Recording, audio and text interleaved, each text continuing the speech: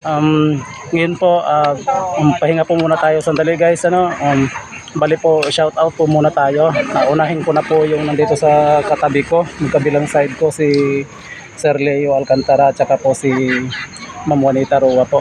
Sila po yung isa sa mga haligi po na nagbitbit po nitong grupo ng BESD na nanggaling po sa Barangay Alabang.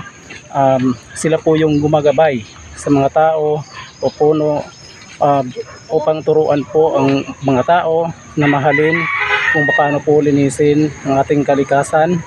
Ayan po si Ma'am Juanita Roa, ito po si Sir Leo Alcantara, kasama ko po.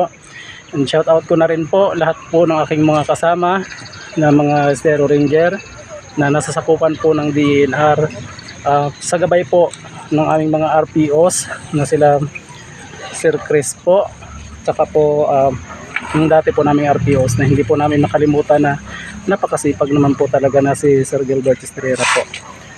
So yun po, bago po magtapos yung aming mga itong video namin sa clean up ngayong araw na to na ginaganap sa araw ng Friday po, March 8 po, humihingi po ulit kami ng suporta sa lahat po ng mga nakapanood ng video namin.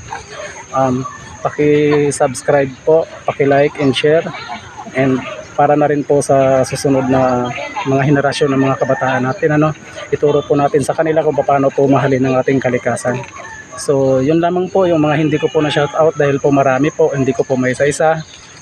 Mag-comment na lang po kayo, paki-like and share na lang din po, and sa susunod mag-live po tayo, i-shout out po namin kayo. Maraming salamat po and God bless po sa inyo lahat.